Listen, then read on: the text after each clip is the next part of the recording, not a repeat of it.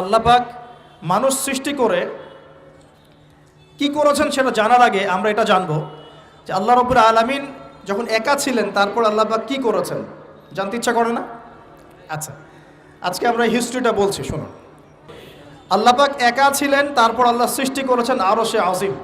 আল্লাহ পাক সৃষ্টি করেছেন কি? আরশে আজিম। আরশ কি জিনিস?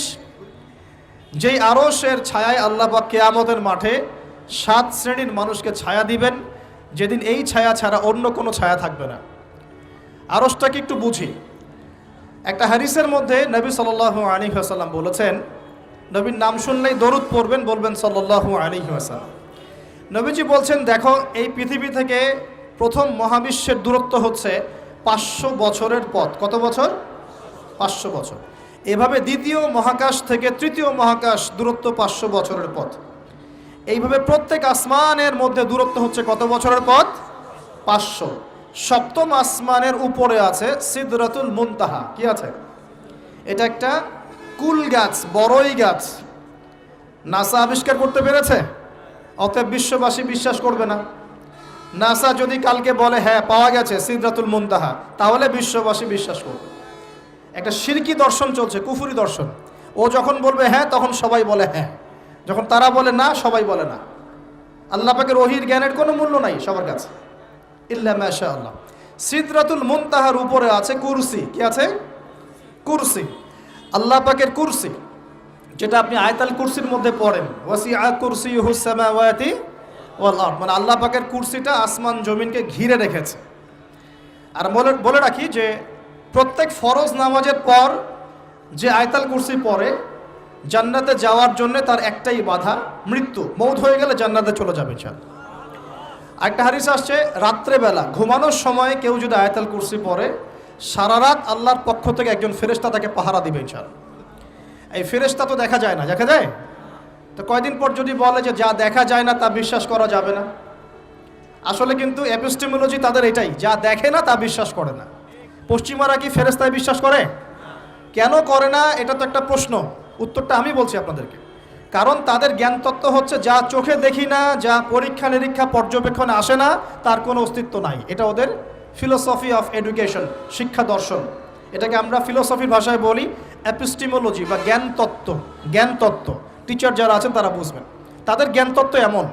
আর আমাদের জ্ঞান তত্ত্ব উল্টা, টোটালি ডিফারেন্ট। আমরা কি বলি? আমরা বলি ওয়াকুলিল হাক্কু মির রব্বিকুম, সত্য আল্লাহর পক্ষ থেকে আসে। আমরা বলি যে অদৃশ্যে বিশ্বাস না করা পর্যন্ত কেউ মুমিনই হতে পারবে না। ইমানের কয় পিলার? ইমানের কয় পিলার? 6 পিলার।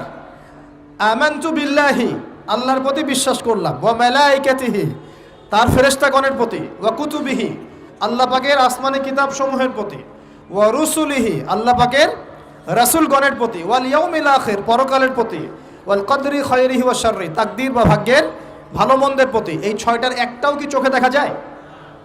আল্লাহকে দেখেছেন? ফেরেশতা দেখেছেন? আমাদের নবীকেও কি দেখেছেন? শুধু কোরআনটা আপনি চোখের সামনে দেখছেন, আর কিচ্ছু আপনি দেখছেন না। পরকাল দেখেছেন? তাকদীর, ভাগ্য দেখেছেন? কিচ্ছু দেখি নাই।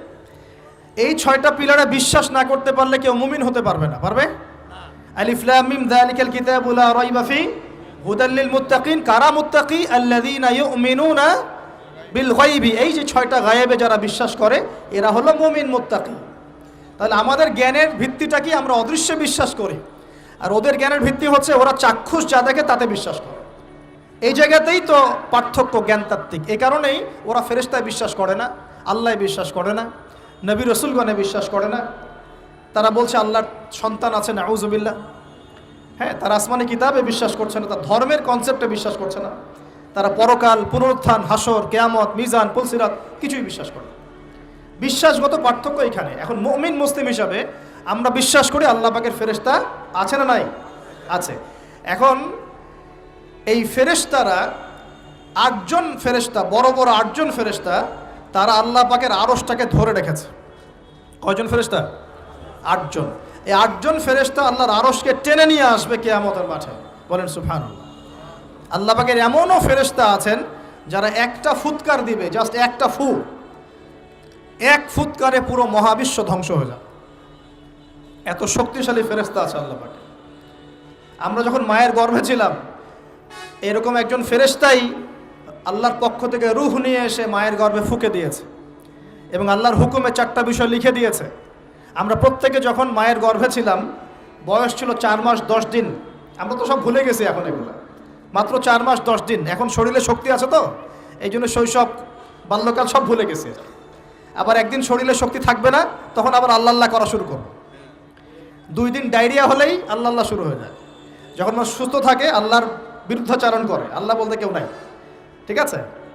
তো ওই ফেরেশতা লিখে দিয়েছেন 4টা জিনিস আল্লাহর পক্ষ থেকে। 1, সেই ব্যক্তির হায়াত কতটুকু হবে। 2, দুনিয়াতে রিজিক পাবে, কি কি রিজিক পাবে। 3 নাম্বার, তার কাজগুলো কি কি হবে, দুনিয়ায় কি কি কাজ করবে সে। আর 4 নাম্বার, তার সৌভাগ্য, সে সৌভাগ্যবান হবে না দুর্ভাগ্যবান হবে, মানে জান্নাতি হবে না জাহান্নামী হবে। এটা লিখে দেওয়া হয়ে গেছে। এখন এরকম 8 জন বড় বড় ফেরেশতা আল্লাহর আরশটাকে ধরে রেখেছে। আর আমরা বলছি কুরসির কথা। এই কুরসি আসমান জমিনকে ঘিরে আছে। আর আয়াতুল কুরসি যে ব্যক্তি তেলাওয়াত করবে, ইনশাআল্লাহ তাআলা আল্লাহর পক্ষ থেকে একজন ফেরেশতা তাকে সারা রাত পাহারা দিবে ইনশাআল্লাহ। একে অপরকে আল্লাহর জন্য মহব্বত করে। বয়ফ্রেন্ড গার্লফ্রেন্ড ট্র্যাডিশন বলা হচ্ছে না, বয়ফ্রেন্ড গার্লফ্রেন্ডের হারাম জেনার ভালোবাসা বলা হচ্ছে না। কি বলা হচ্ছে? দিনের জন্যে, আল্লাহর জন্যে দুজন পরস্পরকে ভালোবাসে, আল্লাহর জন্যেই বিচ্ছেদ ঘটে। 5 নাম্বার, সেই ব্যক্তি যাকে, যুবক ভাই শোনেন ভালো করে, সেই ব্যক্তি যাকে কোনো সুন্দরী নারী জেনার জন্যে ডাকে। সুন্দরী উচ্চ বংশের কোনো মেয়ে নিজেই জেনা করার জন্য ডাকে, কিন্তু যুবক বলে আমি আল্লাহকে ভয় করি, ইন্নী আখাফুল্লাহ, আমি আল্লাহকে ভয় করি। এরকম যুবক আছে এখনো বাকি সমাজে? এখন তো ইচ্ছা করেই মানুষ জেনা করে। এখন তো জেনা এত সহজ, মানুষ 1000, 1500, 2000 টাকা দিয়ে জেনা করতে পারে। এই সমাজে জেনা সহজ, বিয়ে হয়েছে কঠিন। এই সমাজে জেনাটা সহজ হয়ে গেছে, বিয়েটা কঠিন হয়ে গেছে। এই জন্য বিয়ের ঝামেলা অনেকে যেতে চায় না। জেনা করেই তো আমি যা উদ্ধার করার করছি।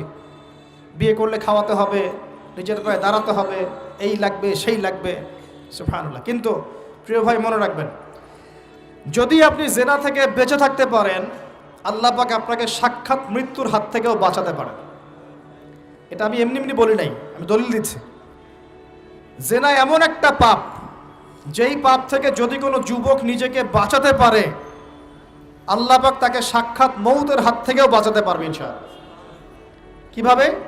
3 বন্ধু যাচ্ছে রাস্তা দিয়ে, হঠাৎ করে ঝড়, বন্ধু 3 জন ঢুকে গেল গুহার মধ্যে। কিসের মধ্যে?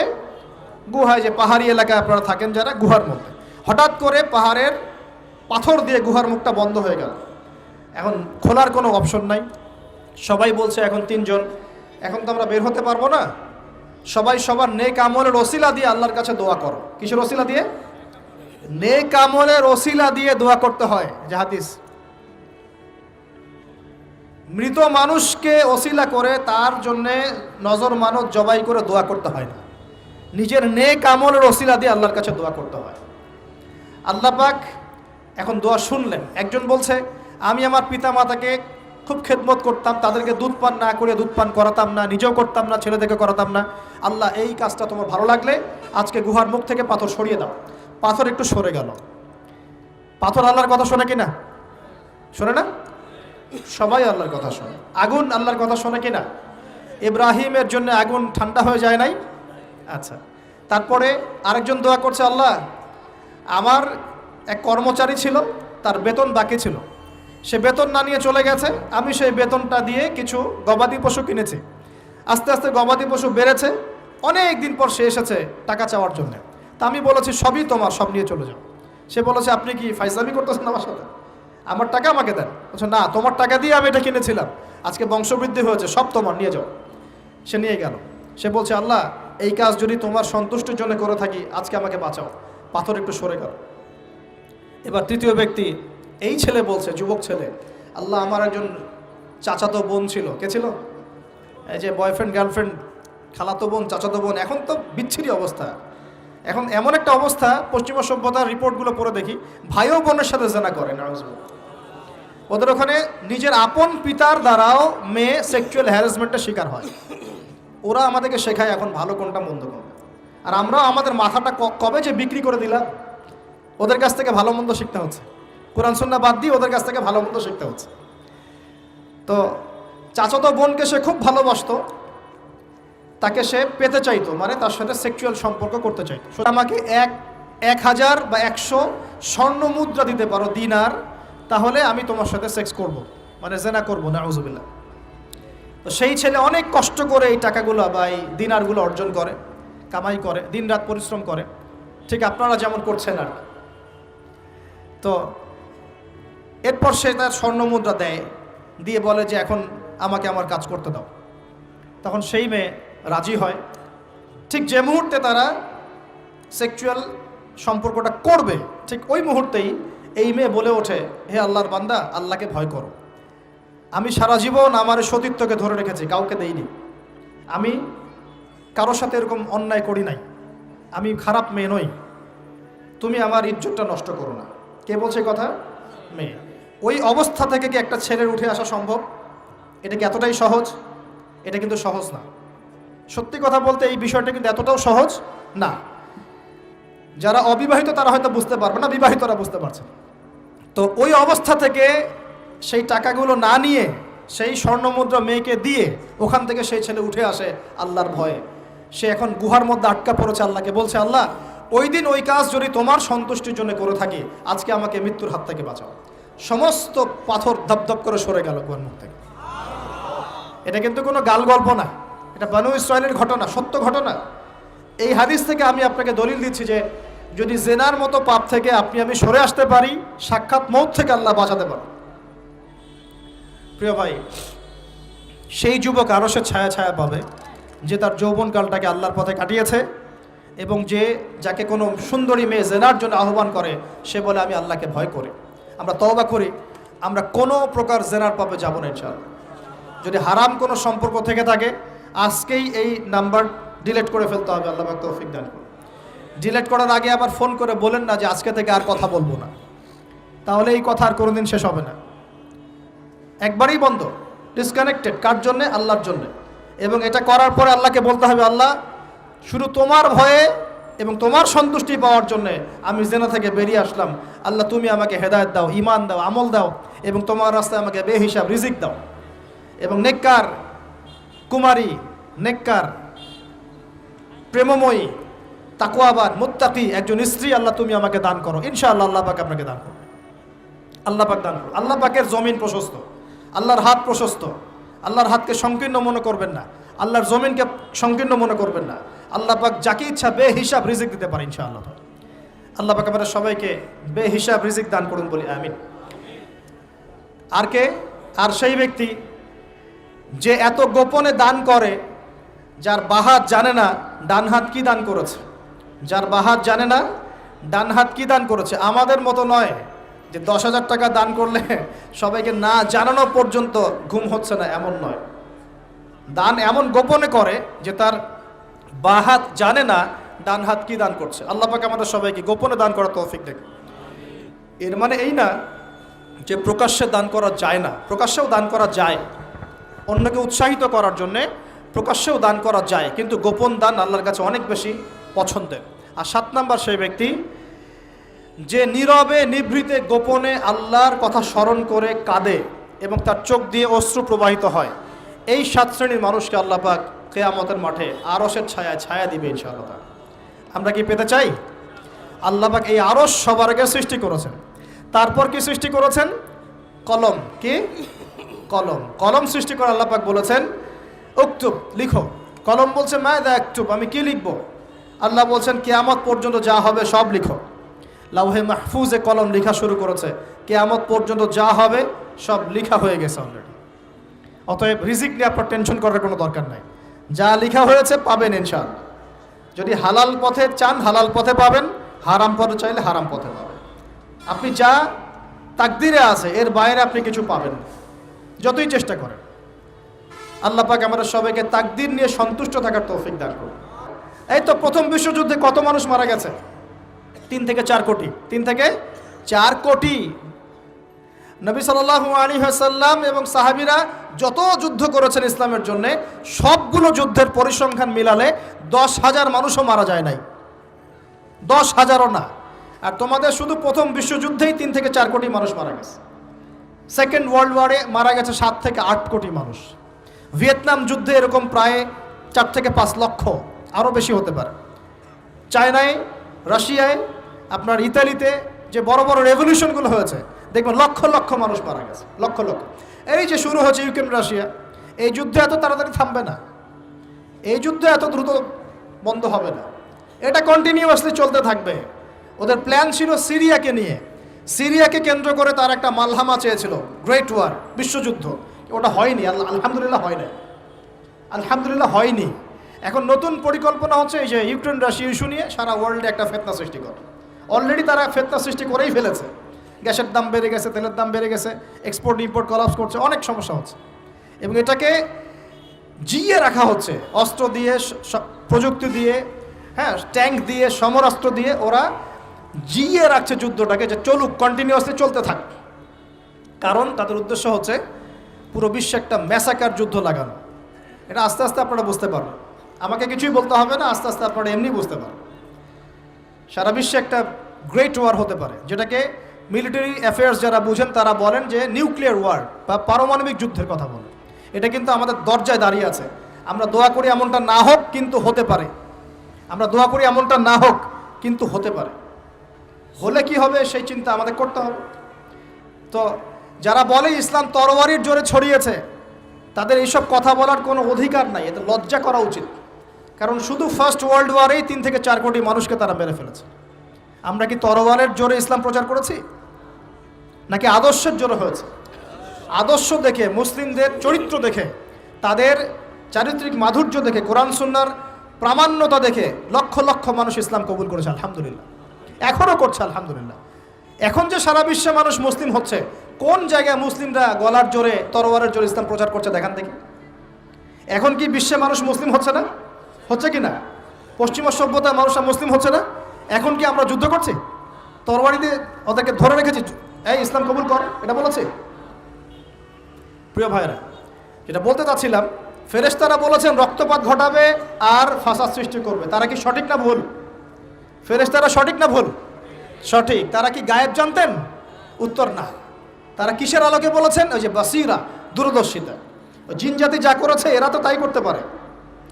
আল্লাহ পাক কি বলছেন? আল্লাহ পাক বলছেন ইন্নী আ'লামু মা লা তা'লামুন, আমি যা জানি তোমরা তা জানো না। মানে আমার অনেক শুকরগুজার বান্দা থাকবে যারা আমার আনুগত্য করবে, আমার বিরুদ্ধাচরণ করবে না। আমরা ওই বান্দাদের অন্তর্ভুক্ত হতে চাই, আল্লাহ পাক কবুল করুন বলি। এটা বলে রাখি যে জান্নাতের 120টা কাতার হবে। কয় কাতার? 120 কাতার। এর মধ্যে 80টা কাতার হবে উম্মতে মুহাম্মাদের মধ্য থেকে, আলহামদুলিল্লাহ।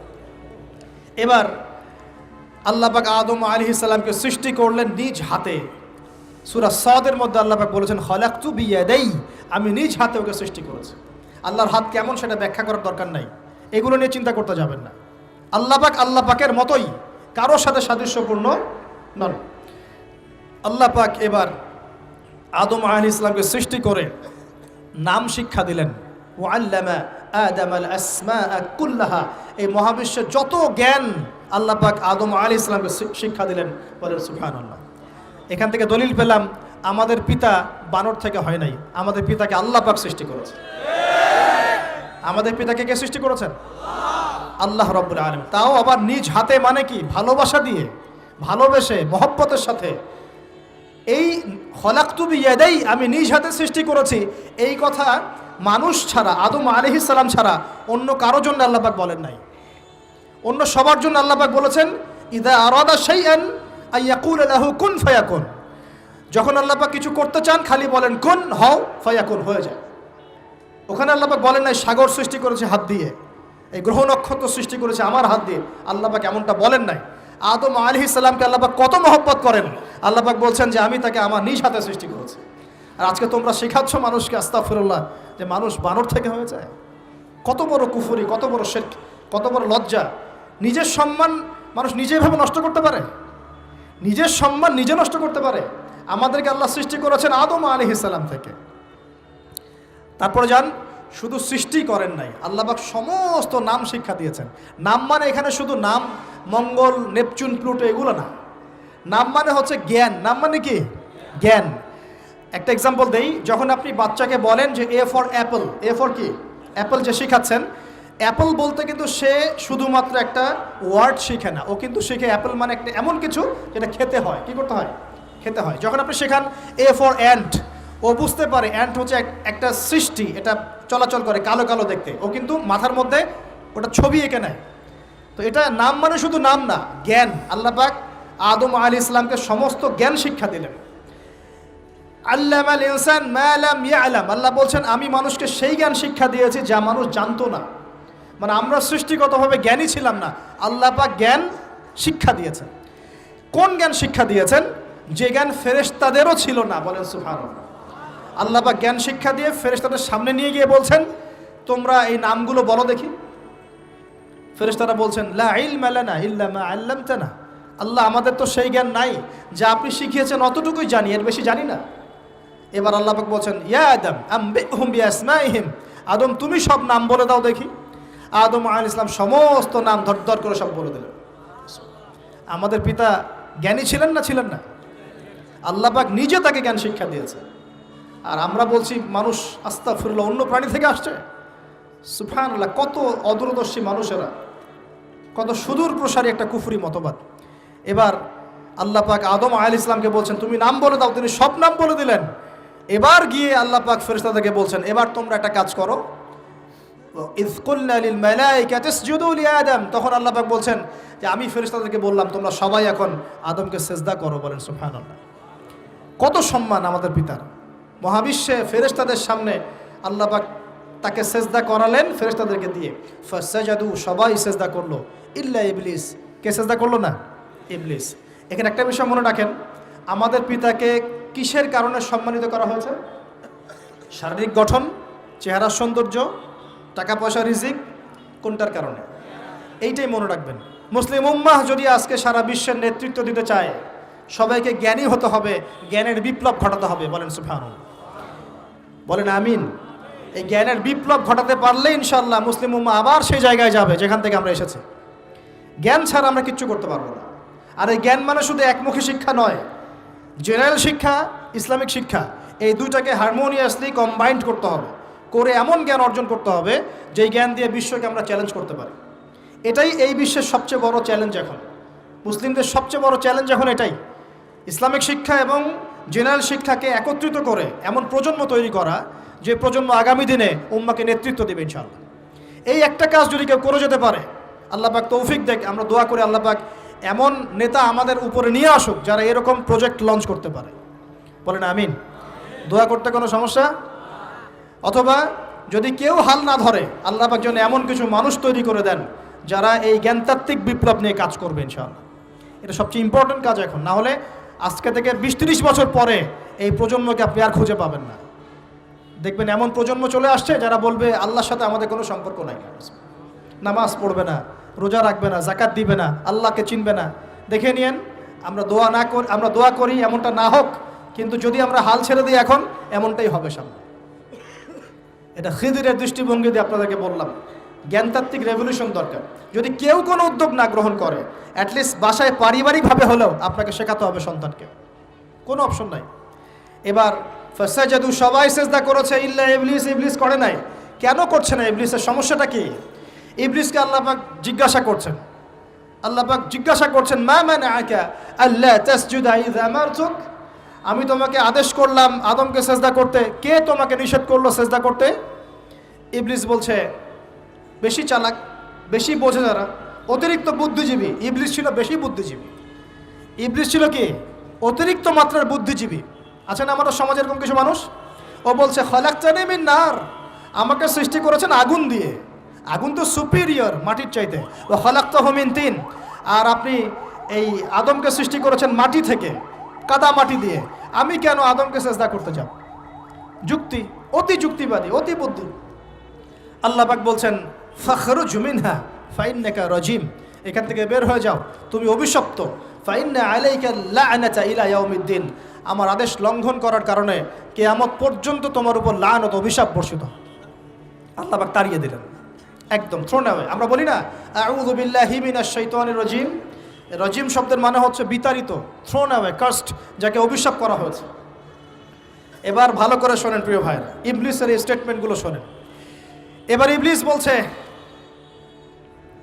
রব্বি আনজিরনি ইলা ইয়াউমি ইউবআসুন।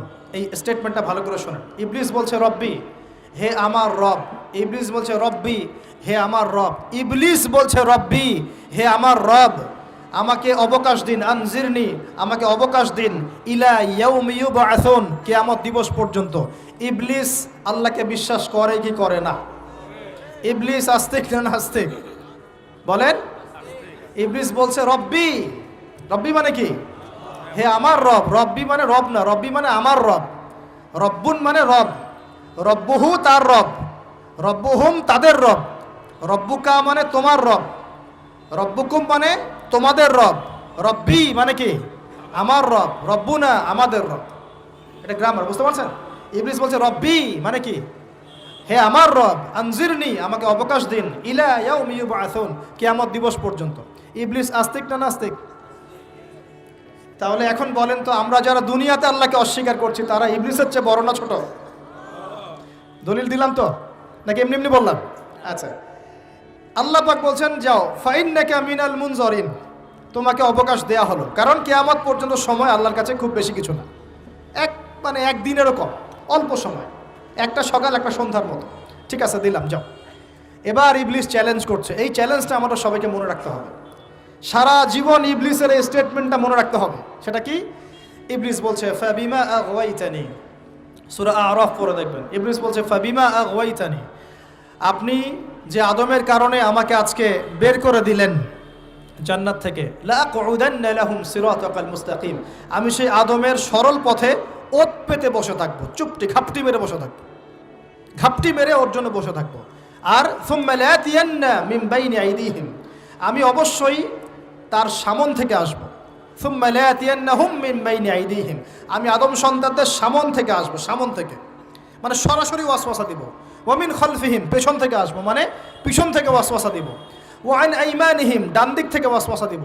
ওয়া আন শামাইলিহিম, বাম দিক থেকে আসবো। ওয়ালা তাজিদু আকসারাহুম শাকিরিন, আপনি বেশিরভাগ আদম সন্তানকে শুকরগুজার পাবেন না। ইবলিস ঠিক বলেছে না ভুল বলেছে? বেশিরভাগ মানুষ নামাজ পড়ে না, বেশিরভাগ মানুষ সুদ খায় কি খায় না, বেশিরভাগ মেয়ে এখন বেপরদায় চলে কি চলে না, বেশিরভাগ মানুষ এখন অন্যায় করে কি করে না, বেশিরভাগ মানুষই আল্লাহ থেকে দূরে চলে। ইবলিস কিন্তু ঠিকই বলেছে, ঠিক বলে নাই? আচ্ছা, আল্লাহ পাক বলছেন ঠিক আছে যাও, তোমার চ্যালেঞ্জ তোমার জায়গায়, তবে আমার বান্দারা যদি সারা জীবনও অন্যায় করার পরে একবার, যদি খালি একটাবার মন থেকে তাওবাতান নাসুহা মানে প্রকৃত তওবা করে, খালেস তওবা করে, আল্লাহর কাছে ফিরে আসে, বলে আস্তাগফিরুল্লাহ, আল্লাহ আমাকে মাফ করে দাও, রব্বিগফির ওয়ারহাম, আল্লাহ মাফ করো, ক্ষমা করো, আস্তাগফিরুল্লাহাল্লাযী লা ইলাহা ইল্লা হুয়াল হাইয়ুল কাইয়ুম ওয়া আতুবু ইলাইহি, বা আমার কাছে একটাবার যদি মাফ চায়, ক্ষমা চায়, তার সারা জীবনের গুনাহ আমি মাফ করে দেব ইনশাআল্লাহ। আর কি চাই? ওই যে বললাম না, আমাদেরকে ভালোবেসে আল্লাহ সৃষ্টি করেছেন। এবার ইবলিস চলে গেল, আর আদম আলাইহিস সালামের পাঁজর থেকে আল্লাহ পাক সৃষ্টি করলেন হাওয়া আলাইহিস সালাম। বলে সুবহানাল্লাহ। কারণ সঙ্গিনী ছাড়া আমরা চলতে পারবো না। পারবো? যারা চিরকুমার সঙ্গে নাম লেখাচ্ছ, এগুলো থেকে বের হয়ে আস। এখন চিরকুমার থাকার টেন্ডেন্সি মানুষের, চিরকুমার থাকতে হবে কেন? সঙ্গীর দরকার আছে কি নাই? আছে। একা একা লাগে, মানুষ একা একা চলতে পারে না। ইব্রাহিম আলাইহিস সালাম একা চলে আসছেন, তার সাথে সারা আলাইহিস সালাম ছিলেন। আমাদের নবীজি যখন একা, তার সাথে খাদিজা রাদিয়াল্লাহু আনহা ছিলেন। ঠিক আছে? ঠিক একইভাবে আদম আলাইহিস সালাম একা একা জান্নাতে, আল্লাহ পাক তার পাঁজর থেকে সৃষ্টি করলেন কাকে? হাওয়া আলাইহিস সালাম। বলে রাখি, হাওয়া আলাইহিস সালাম ছিলেন পৃথিবীর সবচেয়ে সুন্দরী নারীদের একজন। দুজন নারীকে সবচেয়ে সুন্দরী বলা হয়। কয়জন?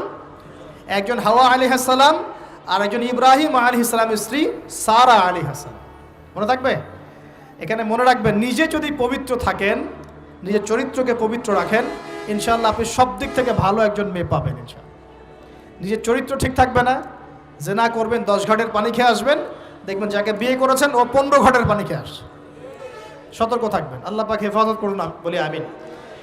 এবার তারা দুজন জান্নাতে থাকতে লাগলেন। আল্লাহ পাক বলছেন, একটু মনোযোগ দেন, আল্লাহ বলছেন যে তোমরা দুজন জান্নাতে থাকো। ফাকুলা মিনহা রাগাদান হাইসু শি'তুমা, জান্নাতে যা ইচ্ছা তোমরা খাও। কোনো সমস্যা নেই, থাকো, খাও। ওয়ালা তাকরাবা হাদিহি শাজারা, কিন্তু একটা আদেশ করছি তোমাদেরকে, এই যে গাছটা দেখছো এই গাছের কাছেও যাবে না। শব্দগুলো বোঝার চেষ্টা করো। আল্লাহ পাক বলছেন না যে গাছের ফল খাবে না, আল্লাহ পাক বলছেন গাছের কাছেও যাবে না। ঠিক যেমন আল্লাহ বলছেন ওয়ালা তাকরাবু আমওয়ালাল ইয়াতীম, এতিমের মালের কাছেও যাবে না। আল্লাহ বলছেন না এতিমের মাল খেও না। আল্লাহ বলছেন ওয়ালা তাকরাবু জিনা, জেনার কাছেও যেও না। আল্লাহ কিন্তু বলছেন না জেনা করো না।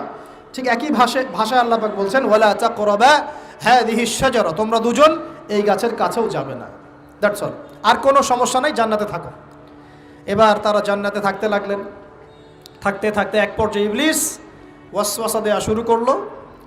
কি ওয়াসওয়াসা দিল যে আমাদের পিতা মাতা সেখানে চলে গেলেন? ভাবার বিষয় তো নাকি? কি এমন বলল ইবলিস যে তা আমাদের পিতা মাতা রিসিভড হয়ে গেলেন? এই কথাটা আছে সূরা তহায়। কোন সূরা? সূরা তহা পড়ে দেখবেন। আল্লাহ পাক বলছেন ইবলিস আমাদের পিতাকে বোঝাচ্ছে, বলছে ইয়া আদম, হে আদম, হাল আদুল্লুকা, আমি কি তোমাকে জানিয়ে দিব, আমি কি তোমাকে জানিয়ে দেব, খবর দিব, আলা শাজারাতিল খুলদি ওয়া মুলকিন লা ইয়াবলা, এমন একটা গাছের কথা কি জানিয়ে দিব যেই গাছের কাছে গেলে বা তার ফল খেলে তুমি দুটো জিনিস পাবে, চিরস্থায়িত্ব পাবে, কোনোদিন মরবে না, আর বিশাল ক্ষমতার মালিক হবে। অন্য আয়াতে আসছে যে তোমরা ফেরেশতা হয়ে যাবে।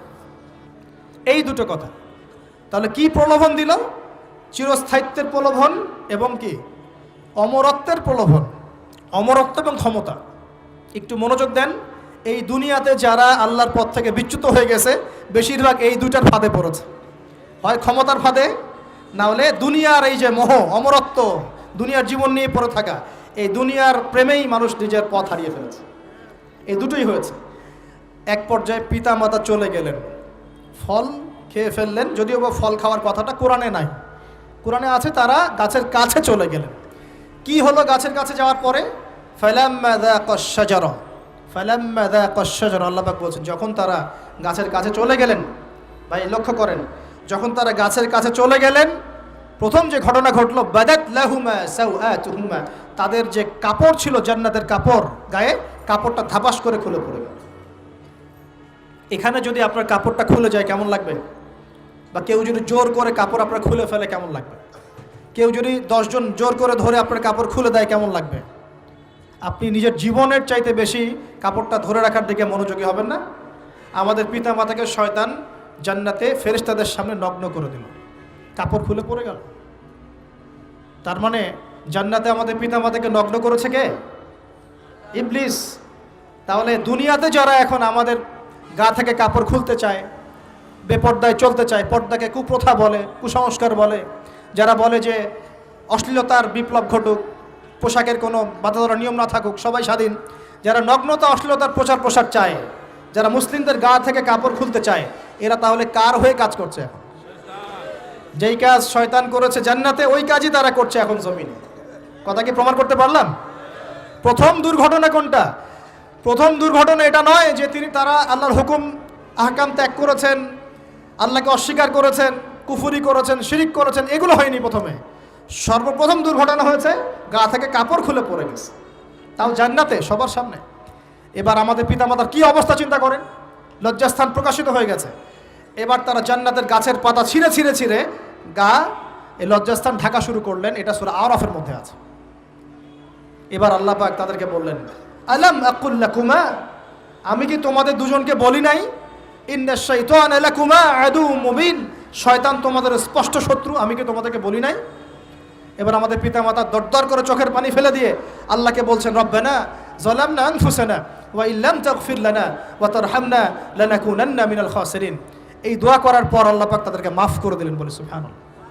কিন্তু জান্নাতে আর থাকা হলো না, জান্নাতে আর থাকা হলো না। আমরা অনেকে মনে করি এই ঘটনার কারণে হয়তো আল্লাহ পাক তাদেরকে নামিয়ে দিয়েছেন।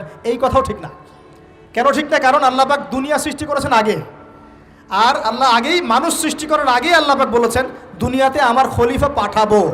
তার মানে দুনিয়াতে যে আদম আলাইহিস সালামকে পাঠানো হবে এটা আগে থেকেই লেখা ছিল। এবার নামিয়ে দিচ্ছেন আল্লাহ পাক, কুল নাহবিতু মিনহা জামিআ, তোমরা সবাই এখন নেমে যাও। কে কে নেমে যাও? আদম, হাওয়া, ইবলিস সব নেমে যাও। কোথায় নেমে যাও? দুনিয়াতে নেমে যাও। এই হাদিসটা কি জানেন? হাদিসটা শুনে রাখেন। এটা আখিরুজ জামান বা কিয়ামতের আলামত সংক্রান্ত হাদিসগুলোর মধ্যে পাবেন। আল্লাহর রাসূল সাল্লাল্লাহু আলাইহি ওয়াসাল্লাম বলেছেন, কিয়ামতের আগে আগে আমার উম্মতের মধ্যে, ভালো করে শোনেন, কিয়ামতের আগে আগে আমার উম্মতের মধ্যে একদল মানুষ বের হবে যারা মদ পানকে হালাল মনে করবে। কাকে? মদ পান করাকে হালাল মনে করবে। যারা বাদ্যযন্ত্র, গায়িকা, নায়িকা এগুলো নিয়ে নর্তকী নাচাবে রাতের বেলা, এগুলোকে হালাল মনে করবে। যারা অশ্লীলতা, বেহায়াপনাকে জায়েজ করে নিবে। ঠিক আছে, এরকম কয়েকটা পাপের কথা বলে নবীজি বলছেন একদিন সকালবেলা আল্লাহ পাক তাদেরকে ঘৃণিত বানরে পরিণত করবেন। এটা হবে সামনে, কখন কিভাবে হবে আল্লাহ ভালো জানেন। এবার আমি কনসেপ্টে চলে আসি। এই যে পৃথিবীতে নেমে আসলাম, তাহলে আমরা কোত্থেকে আসছি ভাই? আমরা কি পৃথিবীর অধিবাসী ছিলাম? আমরা জান্নাতে ছিলাম, ওখান থেকে আল্লাহ পাক পাঠিয়েছে। এবার পৃথিবীতে এসে আদম আলাইহিস সালামের যুগে খুব একটা দুর্ঘটনা ঘটে নাই, একটা ঘটেছে। কয়টা? একটা। ভাই হাবিলের কুরবানি কবুল হয়, কাবিলের অন্তর্দাহ হয়, জ্বালা হয়। কেন হাবিলেরটা কবুল হবে, কাবিলের কেন হচ্ছে না? এই হিংসার বশবর্তী হয়ে কাবিল হাবিলকে হত্যা করে ফেলে। হত্যা করে লাশটা দাফন করার পদ্ধতিও তার জানা ছিল না। আল্লাহ কাককে পাঠালেন, কাককে দেখে সে শিখল। প্রথম দুর্ঘটনা হচ্ছে হাবিল কাবিলের দুর্ঘটনা। বলে রাখি, আজকেও নিজের ভাইয়ের বেশে বহু কাবিল মুসলিম সমাজের মধ্যে ঘুরে বেড়ায়। নিজের ভাইয়ের লেবাসে, পোশাকে, সুরতেই বহু কাবিল এখনও কিন্তু মুসলিম সমাজে ঘুরে বেড়ায়। তো আমরা কাবিলদেরকে কাবিলের পরিণতি সম্পর্কে সচেতন করতে চাই। হাবিল বলেছিল, তুমি যদি আমাকে মারতে আসো, আমি তোমাকে মারার জন্য হাত বাড়াবো না। হাবিল জান্নাতে যাবে আর কাবিল জাহান্নামে যাবে। কেন কাবিল জাহান্নামে যাবে? নবীজি বলেছেন, পৃথিবীর প্রথম হত্যাকাণ্ড সংগঠিত করেছে কাবিল। এ কারণে পৃথিবীতে যত খুন হবে, সমস্ত খুনের পাপের একটা অংশ কাবিলের আমল নামায় যোগ করা হবে। বলেন নাউজুবিল্লাহ। একটা কথা মনে রাখবেন, সদকায়ে জারিয়া যেমন আছে, গুনাহে জারিয়াও আছে। একটা মদের দোকান দিয়েছেন, যত মানুষ মদ খাচ্ছে, সমস্ত গুনার একটা অংশ আপনার কাঁধে আসছে। সিনেমা হল করেছেন, মানুষ সারাদিন নেকড়া ছবি দেখে, নগ্ন ছবি দেখে, যত মানুষ এখানে পাপ করবে, সমস্ত পাপের একটা অংশ আপনার কাঁধে যাবে। আবার একটা মাদ্রাসা করেছেন, যত মানুষ এখানে দ্বীনি ইলম শিখবে, এই নেকির একটা অংশ আপনি পাবেন ইনশাআল্লাহ। মরে গেলেও কবরে পাবেন ইনশাআল্লাহ। আল্লাহ পাক আমাদের সবাইকে সদকায়ে জারিয়া করার তৌফিক দেন, গুনাহের জারিয়া থেকে বাঁচিয়ে রাখুন। খুব খেয়াল রাখবেন, আল্লাহ পাক আমাদের হেফাজত করুন, বলি আমিন। এবার ওই যুগ শেষ, নূহ আলাইহিস সালামের যুগ। এই যুগে আল্লাহর একই সুন্নত। নূহ আলাইহিস সালাম 950 বছর দাওয়াত দিলেন, 40টা বা 80টা পরিবার ইসলাম কবুল করেছে, বাকিরা করে নাই। যারা করে নাই আল্লাহ পাক তাদেরকে ডুবিয়ে মারলেন, যারা করেছে আল্লাহ পাক উদ্ধার করলেন। সোজা কথা। আজকে সারা পৃথিবীতে যত মানুষ আমরা বেঁচে আছি না, আমরা কোনো না কোনোভাবে ওই 80 পরিবারের সদস্য।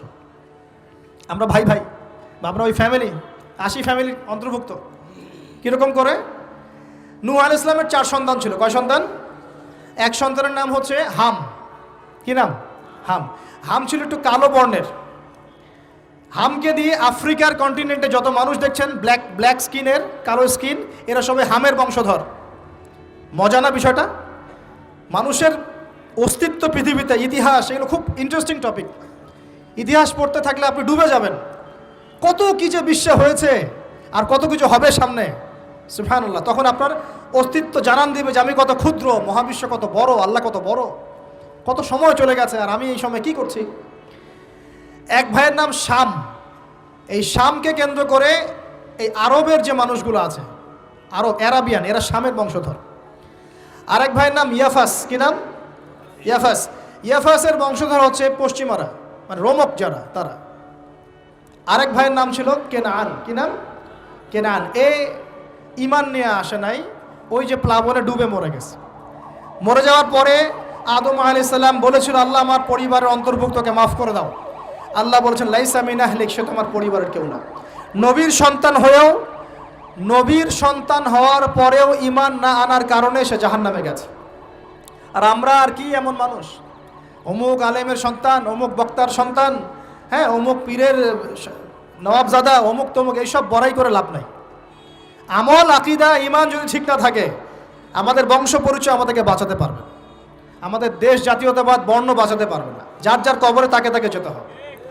নিজের আমল নিয়ে ফিকির করেন, নিজের কবর নিয়ে ফিকির করেন, অন্যের দিকে চোখ দেওয়া বন্ধ করেন, আগে নিজের কবরের ফিকির করেন। আল্লাহ পাক সবাইকে তৌফিক এনায়েত করুন বলি। যারা বুদ্ধিমান তারা নিজেকে নিয়ে ব্যস্ত থাকে, যারা যারা অহংকারী উদ্ধত এরা মানুষের পিছনে পড়ে থাকে। আল্লাহ পাক আমরা সবাইকে নিজের চেহারা আয়নায় দেখার তৌফিক দান করুন, আমিন। প্রিয় ভাইরা, নূহ আলাইহিস সালামের যুগ চলে গেল, 950 বছর দাওয়াত দেওয়ার পরে এই পরিণতি হয়েছে। এরপরে আসছে ইব্রাহিম আলাইহিস সালামের সময়। আল্লাহ পাক তাকে উদ্ধার করেছেন, অগ্নি পরীক্ষা থেকে বাঁচিয়েছেন, নমরুদকে আল্লাহ পাক ধ্বংস করেছেন। আল্লাহ পাক এরপরে এনেছেন আদ জাতির হুদ আলাইহিস সালাম এবং তার অনুসারীদেরকে আল্লাহ পাক বাঁচিয়েছেন, বাকিদেরকে ধ্বংস করে দিয়েছেন ঝড় দিয়ে, বায়ু প্রবাহ দিয়ে। সামুদ জাতি এসেছে, সামুদ জাতিকে আল্লাহ পাক ধ্বংস করেছেন বজ্রপাত দিয়ে, বিদ্যুৎ দিয়ে। আর সালেহ আলাইহিস সালাম এবং তার অনুসারীদেরকে বাঁচিয়ে দিয়েছেন। ফেরাউনের যুগ এসেছে, আল্লাহ পাক মূসা আলাইহিস সালাম এবং বনু ইসরাইলকে বাঁচিয়েছেন, ফেরাউনকে ডুবিয়ে মেরেছেন লোহিত সাগরে। ঈসা আলাইহিস সালামের যুগ আসছে, একই সুন্নত।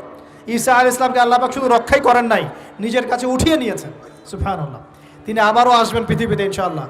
যতদিন না তিনি আসছেন এবং এই পৃথিবীতে 40 বছর রাজত্ব না করছেন, কিয়ামত হবে না ইনশাআল্লাহ। যতদিন পর্যন্ত ঈসা আলাইহিস সালাম আবার ব্যাক না করছেন এবং এই জেরুজালেম থেকে সারা বিশ্বে খিলাফা কায়েম না করছেন, 40 বছর শাসন না চালাচ্ছেন, কিয়ামতও হবে না ইনশাআল্লাহ। এটা সামনে অপেক্ষা করছে। এবং নবী সাল্লাল্লাহু আলাইহি ওয়াসাল্লামের যুগে আবু জেহেল, আবু লাহাব বা সাহেবাদেরকে আল্লাহ পাক ধ্বংস করেছেন, আল্লাহর নবী এবং সাহাবীদেরকে আল্লাহ পাক সম্মানিত করেছেন। আপনি কি পুরো হিস্ট্রির মধ্যে একটা সুন্নত দেখতে পাচ্ছেন, কমন সুন্নত? কি সুন্নত?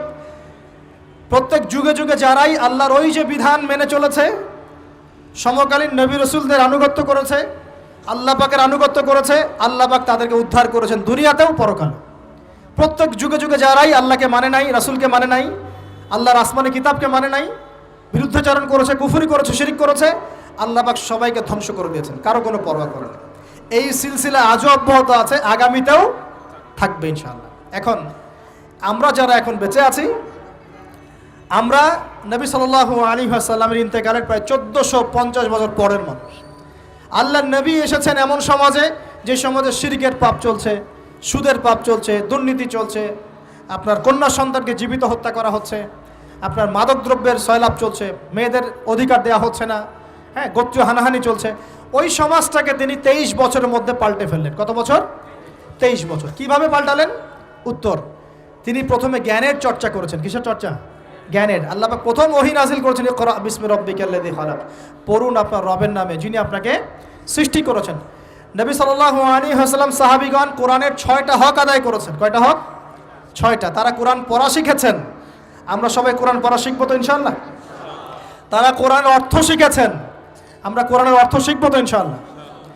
তারা কোরআনের আদেশগুলো মেনেছেন। আমরা কোরআনের সব আদেশ মানব তো ইনশাআল্লাহ? তারা কোরআনের সমস্ত নিষেধগুলো বর্জন করেছেন। আমরা নিষেধ বর্জন করবো তো ইনশাআল্লাহ? তারা কোরআনের দাওয়াত মানুষের কাছে পৌঁছে দিয়েছেন। আমরা কোরআনের দাওয়াত দিব তো ইনশাআল্লাহ? এবং 6 নাম্বার, তারা কোরআনের বিধানগুলোকে বাস্তবায়ন করেছেন। আমরাও বাস্তবায়নের চেষ্টা করবো তো ইনশাআল্লাহ? এই 6টা হক আদায়ের ফলে 23 বছরের ব্যবধানে জাহেলি মক্কা একদম সোনালী মক্কায় পরিণত হয়েছে। 23 বছর পরের মক্কায় আপনি কোনো সুদ পাবেন, কোনো শিরক পাবেন, কোনো মূর্তি পূজা পাবেন, কোনো মেয়ের অবমাননা পাবেন, কোনো জেনা, কোনো ব্যভিচার, কোনো ধর্ষণ, কিচ্ছু পাবেন? 23 বছর পরের মক্কায় কোনো পাপ পাবেন না। কিভাবে সমাজ পরিবর্তন হলো? এই কোরআনের হক আদায়ের মধ্য দিয়ে হয়েছে, নবীর সুন্নাত প্রতিষ্ঠার মধ্য দিয়ে হয়েছে। এরপর কি থেমে গিয়েছিল? উত্তর, না। এরপর আবু বকর সিদ্দিকের যুগ এসেছে, প্রায় 2 থেকে আড়াই বছর তিনি শাসন কার্য চালিয়েছেন। ওই যুগে কি মানুষ আবার খারাপ হয়ে গিয়েছিল? উত্তর, না। বরং ইসলাম আরও বেগবান হয়েছে, আলহামদুলিল্লাহ। এরপর এসেছে উমর রাদিয়াল্লাহু আনহুর যুগ। কত বছর? প্রায় 10 বছর। কত বছর? 10 বছর। এই 10 বছরে কি মুসলিমরা আবার খারাপ হয়ে গিয়েছিল? উমর রাদিয়াল্লাহু আনহুর কোর্টের মধ্যে কি প্রতিদিন কেস আসতো? সারা বছরে একটা কেসও আসতো না। মানুষ এত ভালো ছিল, সারা বছরে একটা কেসও আসতো না। বরং যারা রাষ্ট্রীয় পর্যায়ে দায়িত্বশীল ছিল তারা এসে বলতো যে আমাদের ভাতাগুলো বন্ধ করে দেন, বসে বসে বেতন নিব কেন, কোনো তো কেসই আসে না, বসে থাকবো কেন। এরকম সমাজ ছিল। একজন ব্যক্তি খুঁজে পাওয়া যেত না যে নামাজ পড়ে না, একজন মুসলিম পাওয়া যেত না যে জাকাত দেয় না সামর্থ্য থাকলে, এমন মুসলিম খুঁজে পাওয়া যেত না যে কোরআন পড়তে জানে না, হাদিসের চর্চা করে না, যে দাওয়াতি কাজ করে না, যে আল্লাহর পথে দাওয়াত এবং জিহাদে আত্মনিয়োগ করে না, এমন মুসলিমই খুঁজে পাওয়া যেত না। এরপরে আসলো উসমান রাদিয়াল্লাহু আনহুর যুগ। ওই যুগে ফিতনা শেষের দিকে সৃষ্টি হওয়া শুরু হলো। কোন বিষয়কে কেন্দ্র করে? কোরআন সংকলনকে কেন্দ্র করে ফিতনা সৃষ্টি হলো। আতাতায়ীদের বিদ্রোহীদের হাতে উসমান রাদিয়াল্লাহু আনহুকে নির্মমভাবে শাহাদাত বরণ করতে হয়েছে। তিনি প্রায় 12 বছর শাসন কার্য চালিয়েছেন। ইসলাম আরও এগিয়ে গেছে। এরপর এসেছে আলী রাদিয়াল্লাহু আনহুর যুগ। আলী রাদিয়াল্লাহু আনহুর খেলাফতে ওই উসমান রাদিয়াল্লাহু আনহুর ঘটনাকে কেন্দ্র করে, হত্যাকাণ্ডকে কেন্দ্র করে মুয়াবিয়া রাদিয়াল্লাহু আনহু এবং আলী রাদিয়াল্লাহু আনহুর মাঝখানে একটা ব্যাটল, একটা যুদ্ধ হয়ে গেছে। এর নাম হলো সিফফিনের যুদ্ধ। কিসের যুদ্ধ? সিফফিন। যাই হোক, এক পর্যায়ে আলী রাদিয়াল্লাহু আনহুকে এরকম বিদ্রোহীদের হাতে, খারেজিদের হাতে শহীদ হতে হয়। বলেন ইন্না লিল্লাহি ওয়া ইন্না ইলাইহি রাজিউন। তারপরে হাসান রাদিয়াল্লাহু আনহু অল্প কয়েকদিন শাসন কার্য চালান। তারপর উম্মার ঐক্যের খাতিরে তিনি তার শাসন কার্যের ভারটাকে মুয়াবিয়া রাদিয়াল্লাহু আনহুর হাতে সোপর্দ করে দেন। যা ছেড়ে দিলাম। মুয়াবিয়া রাদিয়াল্লাহু আনহুর সময় থেকে উমাইয়াদের শাসন শুরু হয়। উমাইয়ারা শাসন করেছে প্রায় 132 হিজরি পর্যন্ত। কত হিজরি? 132 হিজরি পর্যন্ত, প্রায় 92 ইয়ার্স, 92 বছর তারা শাসন করেছে। এ সময় ইসলাম আরও এগিয়ে গেছে, পিছিয়ে যায় নাই। ফিতনা এসেছে, দমন করা হয়েছে। মুসলিমরা বীর দর্পে বিশ্বের বুকে শাসন কার্য চালিয়েছে। এরপর এসেছে আব্বাসীয়দের খেলাফত। জাব নদীর যুদ্ধে উমাইয়াদের পরাজয়ের পরে আব্বাসীয়রা ক্ষমতায় আসে। তারাও ইসলামকে এগিয়ে নেওয়ার চেষ্টা করছিল, ইসলাম এগিয়ে যাচ্ছিল, জ্ঞান বিজ্ঞানের প্রসার হচ্ছিল। আলহামদুলিল্লাহ, ইসলাম পিছিয়ে যায় নাই, মুসলিমরা পিছিয়ে যায় নাই। সারা বিশ্বে দাপটের সাথে আমরা চলেছি। তারপরে আস্তে আস্তে ওই আব্বাসীয়দের পতন শুরু হলো। কাদের হাতে? এই তাতারিদের হাতে, মঙ্গোলিয়ানদের হাতে। মাত্র 40 দিনের ব্যবধানে পুরো বাগদাদের মধ্যে প্রায় 20 থেকে 25 লক্ষ মানুষকে হত্যা করা হয়েছে। বাইতুল হিকমা ধ্বংস করে দেওয়া হয়েছে, লাইব্রেরি ধ্বংস করে দেওয়া হয়েছে, বইপত্রকে নদীতে ফেলে দেওয়া হয়েছে। তারা ছিল উগ্র জাতি। মঙ্গোলিয়ানদের নাম শোনে নাই? হালাকু খাঁ নাম শুনেছেন? চেঙ্গিস খান, হালাকু খান নাম শোনে নাই? ওদের হাতে মুসলিমদের ব্যাপক দমন পীড়ন সহ্য করতে হয়েছে। এভাবে যুগে যুগে তারপর ক্রুসেডাররা আসছে। ক্রুসেড, 1টা 2টা 3টা ক্রুসেড হচ্ছে। আস্তে আস্তে উসমানীয়দের রাইজিং হয়েছে, ফাতেমি খেলাফত এসেছে, মামলুকদের শাসন এসেছে, এদিকে মোগলরা শাসন করেছে, কর্ডোভার দিকে আব্দুর রহমান তারা শাসন করেছে। মানে এক কথায় সারা বিশ্বে মুসলিম শাসন ছিল। অটোমান এম্পায়ার 1923 এই সময়ের দিকে, 1914 থেকে 1923 এই সময় পর্যন্ত অটোমান এম্পায়াররাই বিশ্বে ছিল। তারপরে মুসলিমরা আস্তে আস্তে রাষ্ট্র ভাগ করে ফেলেছে। প্রত্যেক রাষ্ট্র টুকরা টুকরা হয়ে গেছে, ইউনিটি নষ্ট হয়ে গেছে, রাষ্ট্রের ভিতরে বিভিন্ন ফাসাদ তৈরি করে দেওয়া হয়েছে, মুসলিমদের ঐক্য ভেঙে গেছে, ইকোনমি দুর্বল হচ্ছে। সব মিলিয়ে আজকে মুসলিমদের আজকে এই অবস্থা হচ্ছে। আমাদের এখন যুবকরা চিনে না আল্লাহকে, নামাজ পড়তে মানুষ খুঁজে পাওয়া যাচ্ছে না, যাকাত দেওয়ার মানুষ পাওয়া যায় না। রমজান মাসে পার্ট টাইম রোজা রাখে, পার্ট টাইম তারাবি পড়ে, পার্ট টাইম জুমায় আসে, পার্ট টাইম ঈদে নামাজ পড়ে। প্রজন্ম আস্তে আস্তে এই জায়গায় চলে আসছে। আল্লাহকে চিনে না, রাসূলকে চিনে না, ইসলামের হিস্ট্রি জানে না, আমাদের শেকড় জানে না। এমনি এমনি হয়নি, লাস্ট 100 বছরে এই জায়গায় আমরা আসছি। লাস্ট 100 বছরের হিস্ট্রি ভালো করে পড়ে দেখবেন, বলার সময় নাই এখানে। লাস্ট 100 বছরের হিস্ট্রি পড়ে দেখবেন, যে জায়গায় আমরা ছিলাম সেখান থেকে একদম তলানিতে নেমে চলে আসছি। এখন প্রশ্ন হচ্ছে, এই অবস্থায় কি চিরস্থায়ী থাকবো, নাকি এখান থেকে আমরা সামনে যাব?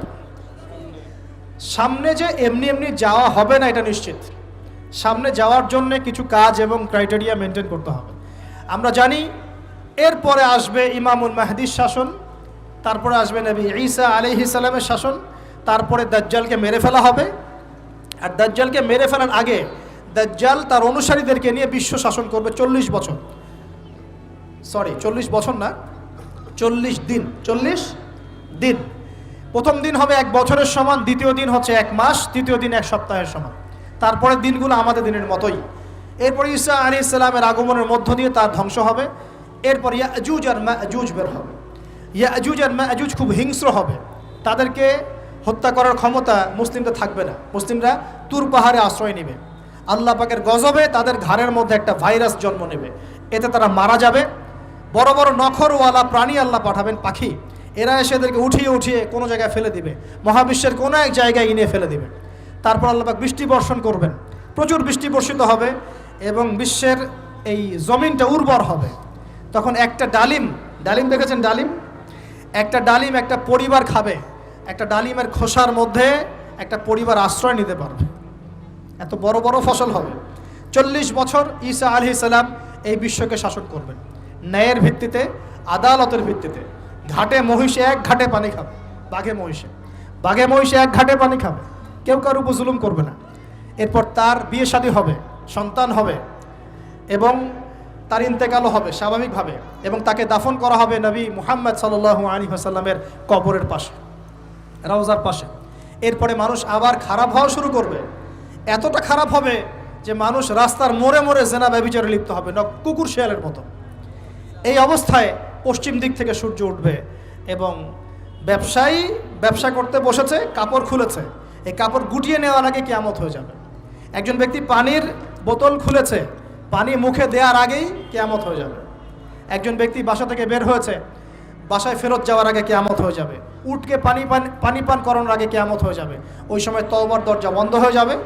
এই ইসরাফিল আলাইহিস সালাম সিংহায় ফুঁক দিয়ে দিবেন, মহাবিশ্ব ধ্বংস হয়ে যাবে। আল্লাহ পাক দ্বিতীয় ফুৎকারের মধ্য দিয়ে আবার সবাইকে উঠাবেন এবং এই দুনিয়ার জীবনে আমরা যে কাজগুলো করেছি এর হিসাব আমাদেরকে দিতে হবে।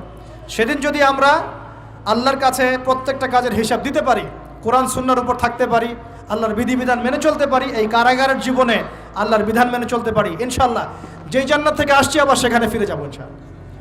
আর যদি ওই দিন আমরা হিসাব দিতে ব্যর্থ হই, আল্লাহ না করুক, তাহলে ওই ইবলিসের সাথে, তার অনুসারীদের সাথে আমাদের সবাইকে জাহান্নামে থাকতে হবে বলে নাউজুবিল্লাহ। এভাবে হিস্ট্রি শুরু হয়েছে, হিস্ট্রি শেষ হবে। এই দুনিয়া চিরস্থায়ী হবে না, আর আমাদের অবস্থা এমন থাকবে না।